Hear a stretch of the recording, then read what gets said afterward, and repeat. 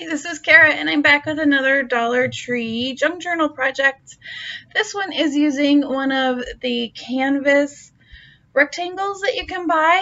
It's meant for watercoloring or painting on, but for today I'm going to use it as my junk journal cover. So here you will see that I'm scoring the canvas mat, and I'm going to score it at 4.5 inches and 5.5 inches, and then that's going to give us a inch spine. And it's a pretty tough piece of chipboard, right? I think it's pretty much chipboard or cardboard underneath the canvas. So it took me a while to score. So you'll see me bending and flipping it on both sides, and you want to score on both sides. So once I get it scored, then I'm going to bend. So this one that I'm using is actually not the actual canvas I use for the rest of the video. This was more just a sample, and when I did it, this one cracked. Thankfully, the one that I use in my journal did not.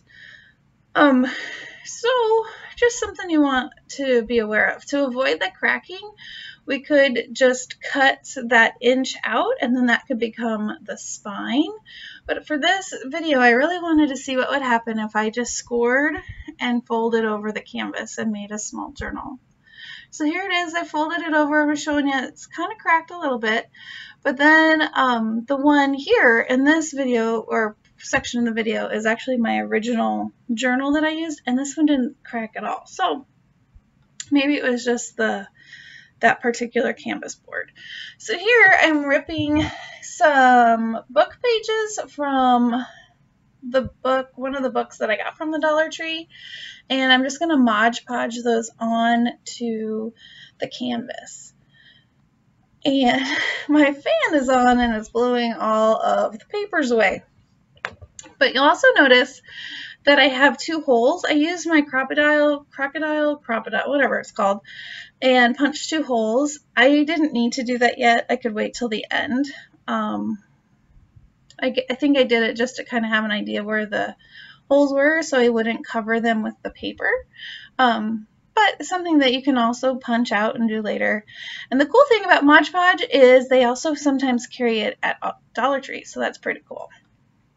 And then you'll see in the bottom left, there's butterfly stickers. Those are also from the Dollar Tree, sorry. And I really liked the painty look of the background of those butterflies. So that's kind of where I was getting my colors that you'll see me use and paint. So kind of the yellows and the pinks. And I had every intention of using these butterflies on my cover of my journal. But you'll see as the video goes on that I forget to. Of course, I can go in and add them in later, and I think they would really be fun to add inside the journal in some of the journal pages, but I forgot to add them for part of this video. So again, I'm just Modge Podging the book pages on, and I sped this up a little bit, but I did leave it in because I really kind of wanted to show you what my process was. And this, I would have to say, is one of my longest videos.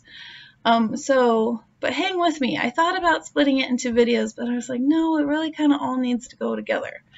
All right, so then I thought, well, maybe I'll dry it with my heat tool. So I do pull up my heat tool for a second. And once I have it out, I'm like, no, this is way too wet.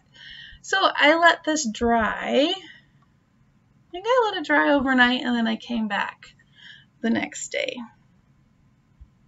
So here's where I decide, yeah, I really just need to let it dry. So here it is the next day, and I'm pulling out some Delusions paints, a light yellow, a light pink, and a darker pink. If you don't have, and I realized that my text was upside down, if you don't have Delusions paints, I mean, you could use acrylic paint from Michael's, you could use, sometimes they carry paint at the Dollar Tree. You could just use whatever you have. You could stamp, you could watercolor. That's the super cool thing about this project. It's a canvas, so you could just do whatever kind of mixed media you would like to do.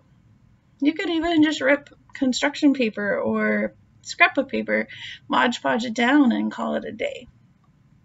But I've had these Delusions paints and I've only used them a couple times, and so I really was excited to use them again, so I pulled them out. All right, so I've put some of that light yellow down, and then now I'm just going to go through and add some pink. And I'm just kind of going for it. I really wasn't thinking it out too much. I mean, I was thinking, okay, I want to cover all the white spaces, kind of layer some paint, but other than that, I really was just kind of going for it. And I'm off the camera just a little bit. I apologize. I was in my painty groove and I didn't realize.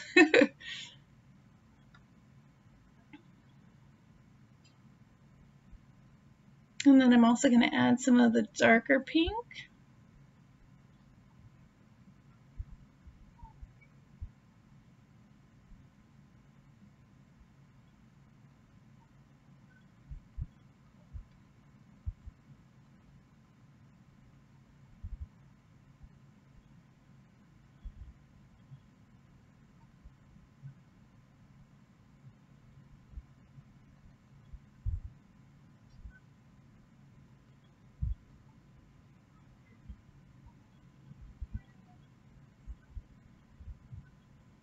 And then I think I go back to yellow since I covered up most of my yellow. I clean off my brush. I add just a little bit to the tip of the brush. And what I really like now is that some of the pink is still wet on the canvas, and so it's blending.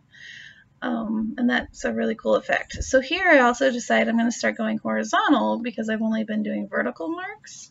And I think that's really kind of fun with the directional paint strokes on the canvas.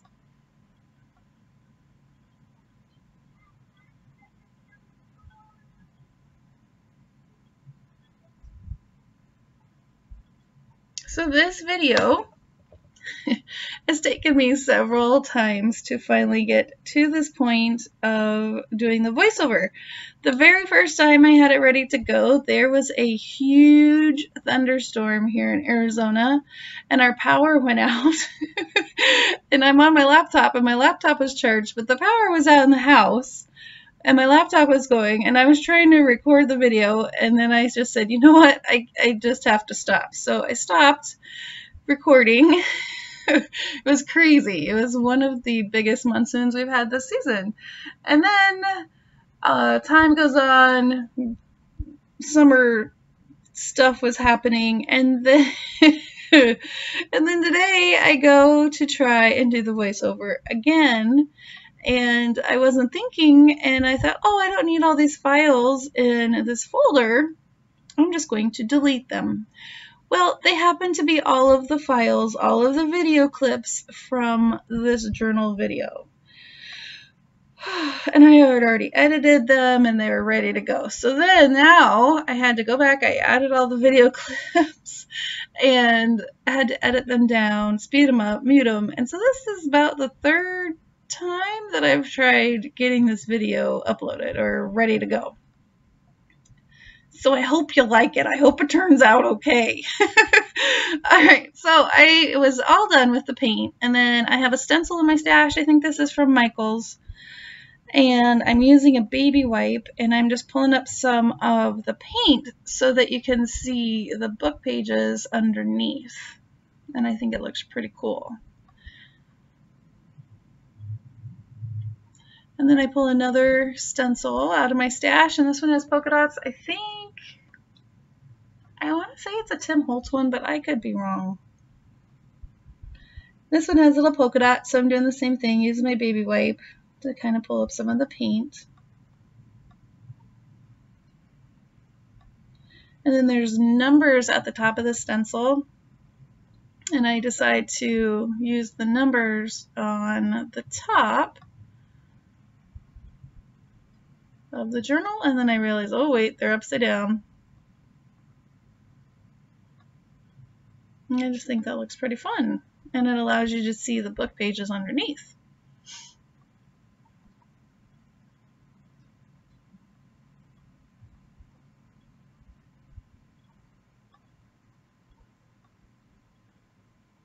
And then I think I let that dry for a while. Yep. And then I come back the next day and I found some stamps in my stash that I really liked. And I have a couple butterflies. The one on the block is, I think, a Graphics 45 butterfly, along with a flower or the little petals over on the left. And then I also have these small butterflies, and I'm not sure which set they're from. So I just do some stamping using some archival ink. I wanted to make the butterflies kind of look like they're flying around on the page. You'll notice that the stamping on the top left didn't turn out that well. I think in the end it looks all right, and I think that's the fun part of mixed media, is that it doesn't have to be perfect. I think that's the coolest thing. Like, you have the freedom to kind of mess up a little and it still looks cool. So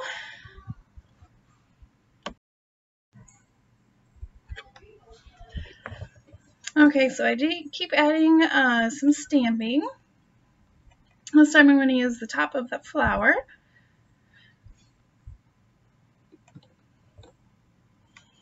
And I think I use it only a couple times.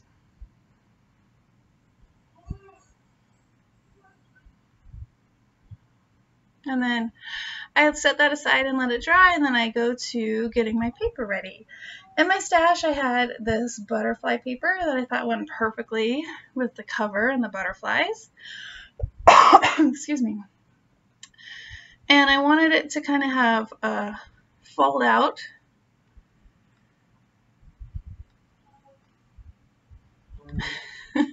And then I changed my mind and I end up cutting it off. You'll see. Right here I have a fold out. I'm like, oh no, and then I just cut it off.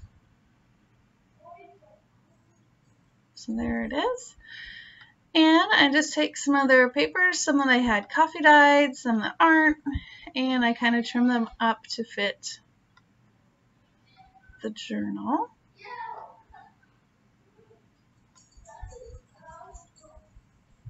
A fun kindergarten sheet. It's coffee dyed.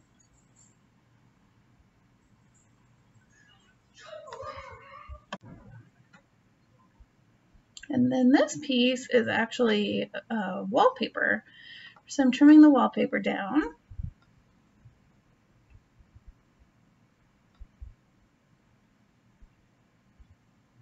Yeah, I was struggling with measuring. I think I was doing the cutting late at night one evening, and I usually don't struggle, but I was struggling that night. And then here, I'm deciding kind of which order I want to put things, make sure all my papers are all trimmed down, and that they're facing the correct way. That paper right there with the flowers, that's actually from Dollar Tree. And I wanted some big pieces, little pieces. There's the wallpaper. I have a doily, scrapbook paper. Make sure it all fits. I think I trimmed it down just a smidgen. All right, so then I'm going through and I'm deciding if there were any pages that I wanted to make little tuck spots with. And for this one, I just added glue. Sometimes if I'm making a fancy kind of journal, I will do some sewing. But for this journal, I thought that gluing would make it, especially make the video a little bit shorter. So I'm going through and just kind of adding the glue to where I wanted my pockets. And again, that's the paper I found at Dollar Tree not too long ago. Actually, might have been last spring.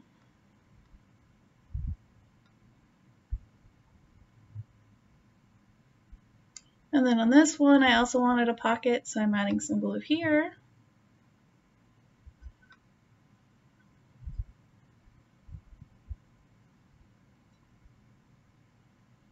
And then I'm going to put them back in the order that I liked. And then this one I decided, do I want a pocket or do I want a flip out? And then I decided to keep it as a flip out. Just doing another little check, make sure I have all my pockets and that they're working.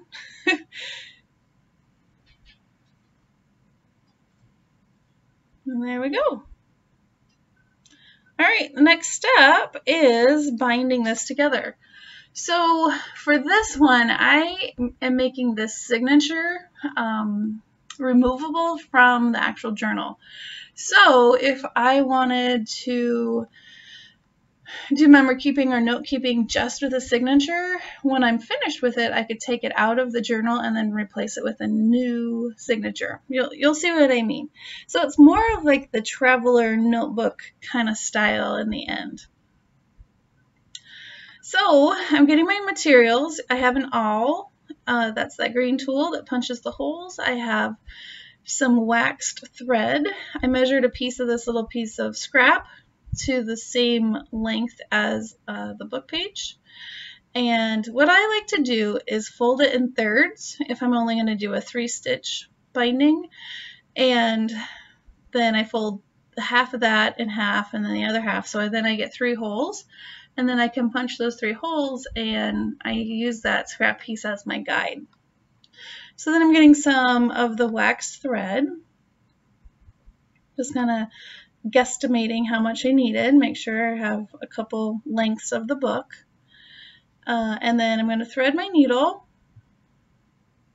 And then I punch the holes through, so it should be relatively easy, right, to punch through the holes. However, the awl I was using is not my favorite. I think here in a second, yep, I get out my skinnier one, and that one helps me punch through the holes a little bit easier. And I thread it through. So you go center, and then either top or bottom, and then pull it through, and then go back through the center, holding on to that thread at the other side so it doesn't pull through, and then to the other top or bottom, depending on which way you go, and then you tie, and I was just making sure it was looking good, and then you tie the 2 strings together.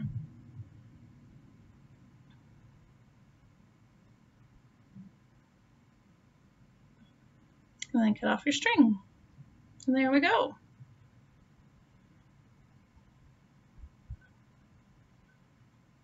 Nice and neat.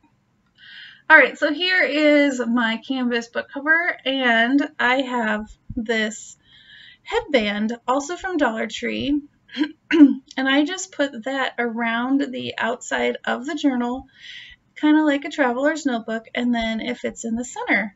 So here I'm showing you that it's a little bit loose. You could tie a knot, or if you added multiple or more pages or whatever, it would make it tighter. And then I'm also using some Dollar Tree ribbon, and I'm going to cut 2 lengths of that, and then this is going to be my closure. Back to the insert. So you could put multiple headbands in here if you wanted, or if it was a wider spine, you could do that. So yeah, but it seemed pretty loose, but I think it would be fine. And now that I've kind of played with the journal, now that it's put together, I think the tightness of the headband is perfect. So, all right, in my stash, I have some eyelets and I have my crocodile. If you do not have a crocodile, you could do a wraparound kind of closure. I don't know if a hole punch would work. I think it would really hurt your hand. And so here I just put my ribbon through it, and then I'm going to tie a knot, and then I'm going to do that to both sides, and I'll trim it down.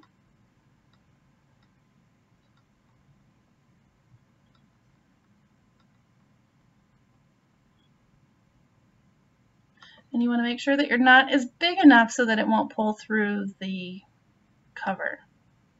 I'm trimming up the other edge to make it look pretty. Do the same thing on the other side.